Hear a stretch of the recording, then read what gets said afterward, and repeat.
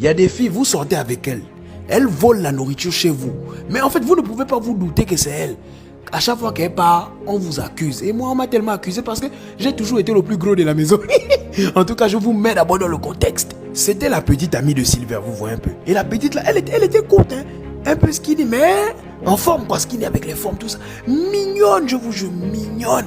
Et on ne pouvait, moi, je ne pouvais même pas me douter qu'elle pouvait faire un truc bizarre comme ça.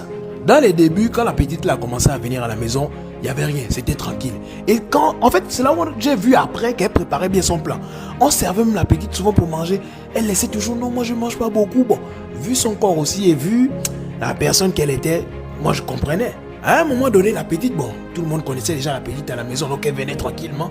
Et on a remarqué que la viande commençait à...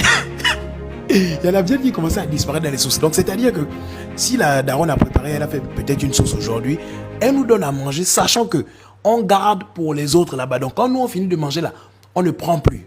Nous tous, on sait ça.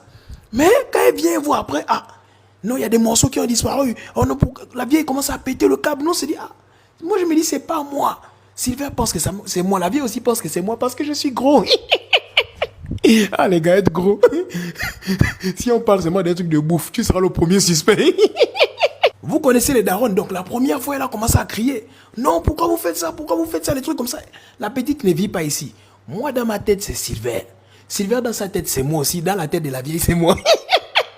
Après ça, Sylvain m'amène sur le côté. Il me dit, man, tu n'es pas sérieux. Comment tu peux encore aller manger pour les autres? Je fais comprendre à Sylvain que... Mais je suis là depuis, je vis ici là depuis. Mais comment je vais aller manger encore pour les autres? Je connais les règles, non? Il me dit non, c'est toi, man, c'est toi. Moi aussi, la manière dont il m'accuse, moi dans ma tête, je me dis, on dirait que c'est lui. Donc, moi je lui dis, on dirait que c'est toi. Donc on commence maintenant à se chamailler à cause de ça. Je dis, mais c'est toi qui manges ça, pourquoi tu veux m'accuser? Il me dit non, c'est forcément moi. Après ça encore, la petite, elle calculait les jours, hein. Elle n'enchaînait pas les jours où elle venait voler. Non, non, non. Après ça encore, un autre jour, elle avait encore pris. On ne savait toujours pas, on ne savait pas que c'était elle.